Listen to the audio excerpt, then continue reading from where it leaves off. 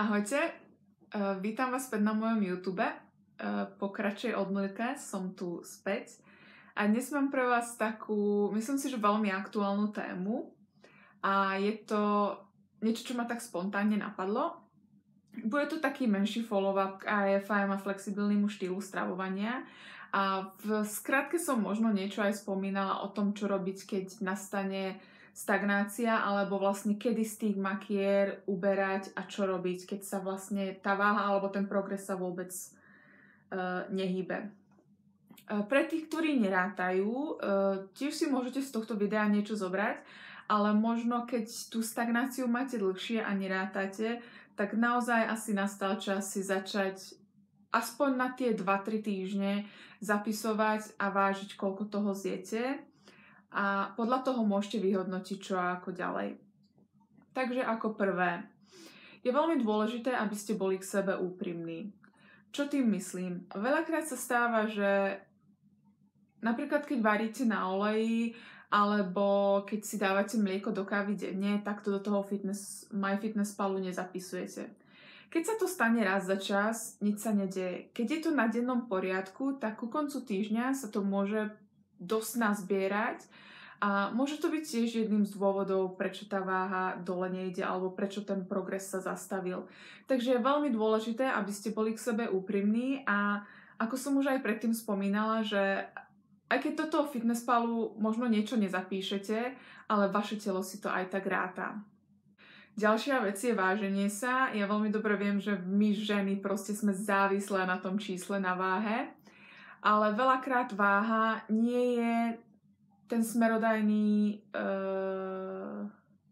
Ježiš, ako sa to slovo povie, ten smerodajný správca toho, či nejaký progres máme alebo nie. Ak sa vážite, možno je dobré, ak sa budete vážiť alebo raz za čas, alebo sú ľudia, ktorí sa vážia každý deň, ale potom je dôležité, aby ste si ku koncu týždňa urobili priemer z toho, koľko vlastne vám tá váha ukazuje a potom na konci týždňa si urobiť z toho ten priemer. Ďalej, my ženy, ako veľmi dobre vieme, hormóny sú naše nedobré kamarátky. Nieraz sa stáva, že sme zavodnené a je to tým cyklom a je veľmi dôležité, aby ste si napríklad, keď ste si, čo ja viem, vo februári, keď ste sa vážili tesne po krámoch, tak je veľmi dôležité, aby ste nasledujúci mesiac, čiže v marci, aby ste sa vážili tesne po krámoch tiež. Prečo je to dôležité? Je to dôležité kvôli tomu, že veľmi dobre vieme, že naše telo zadržiava vodu a je to pri ovulácii a taktiež aj v období menštruačného cyklu. Takže na toto si treba dávať veľký pozor. Ale k tejto téme by som chcela urobiť potom nejaké špeciálne video, ale nie ešte teraz, ešte hľadám k tomu rôzne informácie, zbieram to, takže to bude na iné video, na jedno špeciálne video. Ďalšia vec, ako si môžete sledovať progres, je nielen váha, ale taktiež krajčísky meter a to odmerať sa a dôležité, aby ste sa odmerali ráno.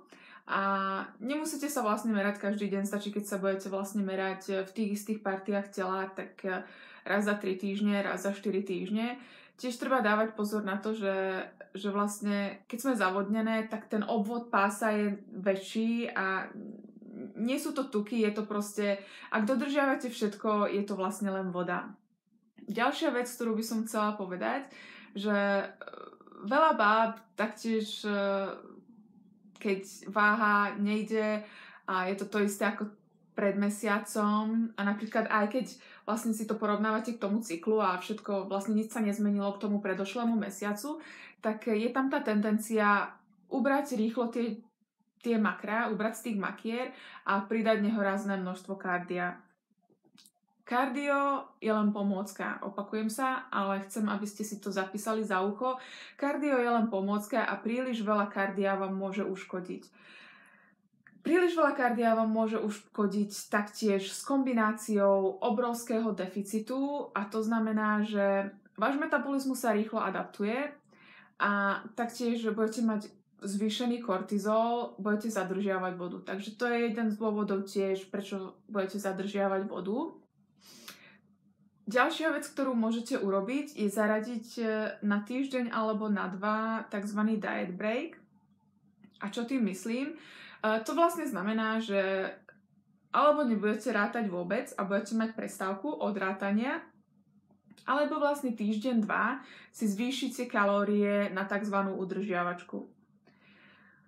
Tréning môžete nechať úplne taký istý a myslím si, že budete sa aj určite lepšie cítiť. Ja som mávala minulý rok, keď som chudla pár týchto diet breakov a musím povedať, že oni boli prospešné nielen psychicky, keďže keď človek dlhodobo chudne, tak aj keď je v tom menšom deficite, ale proste telo potrebuje ten oddych. Takže veľakrát sa tiež stáva, že keď robíte napríklad väčšie množstvo kardia, tak sa cítite tak viac unavenejší a tým sa znižuje vaša NEAT. To je vlastne, ako som už spomínala, činnosť. Vlastne je to všetko okrem športu. To je všetko navokol, čo robíte, vlastne hráte sa s vlasmi alebo tak. Takže na toto si treba dávať veľký pozor a preto som ja práve veľkým zástancom prechádzok. A vlastne vonku je krásne, je tu jar, takže treba to využiť a vlastne LISS nešokuje tak telo, ako napríklad high intensity interval training vo väčšom kalorickom deficite. Na toto si treba dávať veľký pozor a taktiež hodím vám tu link na Evku Dvoráčkovú, ktorá rozoberala LISS a HIIT a naozaj high intensity interval training veľakrát počúvam, že baby to robia 5-6 krát do týždňa a progres tam nie je žiadny a to je tým, že je toho veľa a proste vy si možno poviete, že je to high intensity interval training, ale môže byť, že to high intensity interval training ani nie je. Keďže high intensity interval training by mali byť krátke, výstižné a žiaľ aj bolestivé vo veľa prípadoch. Takže kedy vlastne ubrať z tých čísel? Z čísel uberte, keď naozaj, napríklad keď ste na 1700 kalóriách už nejaké 3-4 týždne, nič sa nedeje, centimetre dole nejdú, váha dole nejde, porovnávali ste napríklad predchádzajúcemu mesiacu, s kardiom sa nekamarátite, alebo vlastne vám to nedovoluje čas, tak vtedy nastala tá chvíľa, aby ste ubrali z tých čísel. Koľko uberať a z čoho uberať? Bielkoviny nechajte bielkovinami, toho sa nedotýkajte a podľa vašich preferencií uberte buď z tukov alebo zo sacharidov. Ak fičíte lepšie na sacharidoch, tak uberte z tých tukov a ak fičíte lepšie na tukoch, tak uberte z tých sacharidov. Ale netreba zabúdať, tuky neťahajte dole kompletne úplne a pod 50 gramov pre ženu sa neodporúča.